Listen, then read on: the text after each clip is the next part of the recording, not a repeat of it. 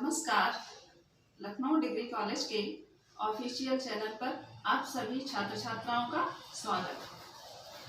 आज हम जिस टॉपिक को लेकर उपस्थित हुए हैं वो बीए चतुर्थ सेमेस्टर के द्वितीय प्रश्न पत्र से लिया गया है। इसमें अनेक कहानियां हैं। इससे पहले भी हम और कहानियां भी आपको बता चुके हैं। आज हम जिस कहानी को लेके आए हैं वो कहानी सम्राट, उपन्यास सम्राट मुंशी प्रेमचंद जी द्वारा लिखित सभ्यता का रहस्य। तो छात्र छात्राओं, आज हम इस कहानी में दो मुख्य बिंदुओं पर चर्चा करेंगे। पहला बिंदु है मुंशी प्रेमचंद की कहानी कला और दूसरा बिंदु है मुख्य कहानी। तो पहले हम मुंशी प्रेमचंद की कहानी कला के विषय में बताते हैं। मुंशी प्रेमचंद जी आदर्शोन्मुख यथार्थवाद परिपाटी पर कहानी लिखते हैं और इनका उन कहानीकारों में सर्वोच्च स्थान है। इनके कई कहानी संग्रह भी हैं। इन्होंने अधिकांश कहानियां ग्राम्य जीवन पर आधारित लिखी हैं। इनका मुख्य उद्देश्य है उन ग्राम्य जीवन के लोगों की समस्याओं को उजागर करना। न सिर्फ इन्होंने उन समस्याओं को उजागर किया है अपितु इन्होंने उन समस्याओं के निदान भी बताए हैं।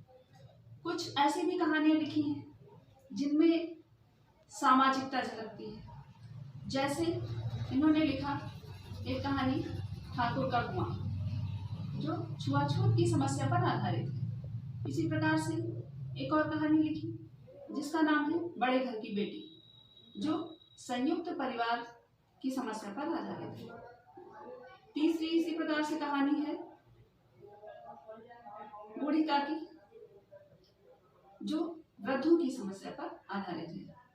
तो इस तरह से इन्होंने कई कहानियां लिखी हैं, परंतु कुछ समय बाद इनकी कुछ प्रौढ़ कहानियां भी लिखी गई जिसमें इन्होंने कुछ ऐसी कहानियां लिखी हैं जो पाठकों की संवेदनाओं को ढूंढती है। अर्थात उसमें पाठक विचार करें कि आखिर उसमें क्या समस्या है। जैसे कफन, तो ऐसी कहानी पाठकों की संवेदनाओं को झकझोर कर रख देती है। तो इस प्रकार से अनेक उद्देश्यों को लेकर के मुंशी प्रेमचंद जी ने कहानियां लिखी हैं। अब हम आते हैं मुख्य कहानी सभ्यता का रहस्य।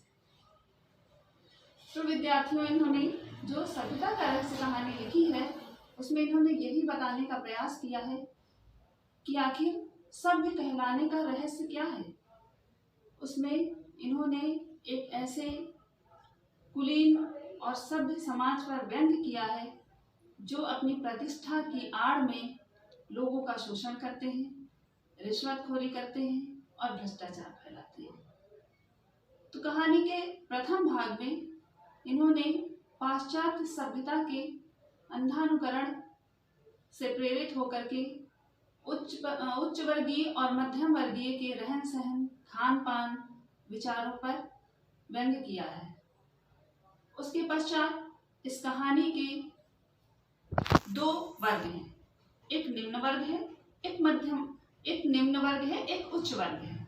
और उसमें निम्न वर्ग का प्रतिनिधित्व करता है दमड़ी नाम का व्यक्ति और उच्च वर्ग का प्रतिनिधित्व करता है राय रतन किशोर। तो इस प्रकार से कहानी का जो पात्र है दमड़ी, वो पहले किसान होता है, किंतु राय साहब उसकी जमीन को अपने कब्जे में लेकर के उसको मजदूर बना देते हैं। वो दिन रात मजदूरी करता है राय साहब, वो दिन रात वहीं रुकता है। किंतु एक दिन ऐसा होता है कि दमड़ी के घर में कुछ रिश्तेदार आ जाते हैं जिसके कारण दमड़ी को एक रात अपने घर में रुकना पड़ता है। अगली सुबह जब वो राय साहब के पास पहुंचता है तो राय साहब उस पर 2 रुपए का जुर्माना लगाते हैं। तो विद्यार्थियों, ये मत सोचिएगा कि 2 रुपए का जुर्माना कौन सी बड़ी बात है, ऐसा नहीं है। जिस समय ये कहानी लिखी गई उस समय 2 रुपए बहुत बड़ी बात थी, और वो भी ऐसे मजदूर के लिए जिसके पास न खेत है, न खलिहान है, न कोई अन्य चीज है जिससे वो चुकाता। बहुत अनुनय विनय किया उसने, किंतु राय साहब नहीं माने। उसके पश्चात एक दिन वह अपने भूखे पशुओं के लिए थोड़ी सी घास काट के लाता है। उनकी भूख मिटाने के लिए उसे देखा नहीं जाता कि उसके पशु जो है भूख से बिलबिलाते हैं। राय साहब का सिपाही उसे पकड़ लेता है और राय साहब की अदालत में पेश करता है, जिसमें वो उसे 6 माह की सजा सुनाते हैं। वो अपनी प्रतिष्ठा दिखाने के कारण ऐसा करते हैं कि मैं अपने ही आदमी को सजा दे सकता हूँ, ऐसा वो दिखाना चाहते हैं समाज को।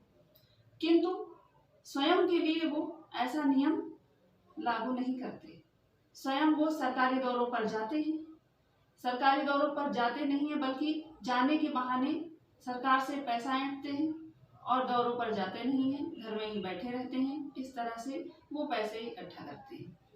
इसके अलावा राय साहब के चरित्र के द्वारा एक और चीज भी बताई है, रिश्वतखोरी की बात भी बताई है मुंशी प्रेमचंद जी ने इस कहानी में।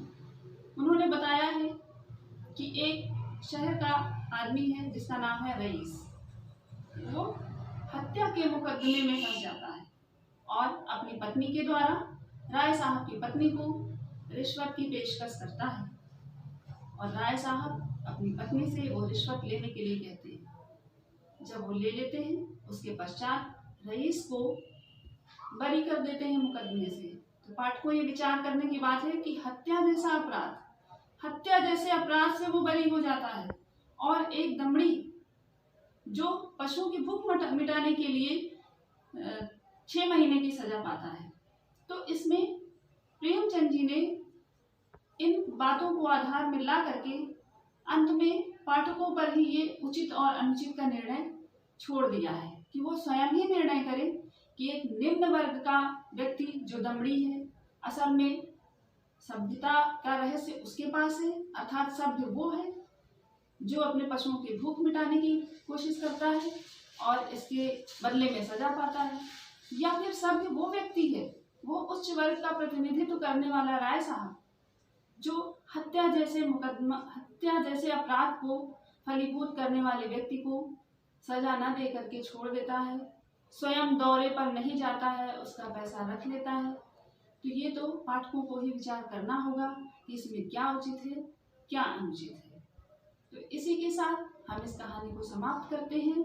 आप विद्यार्थियों स्वयं विचार करिए कि सभ्यता का असली रहस्य क्या है।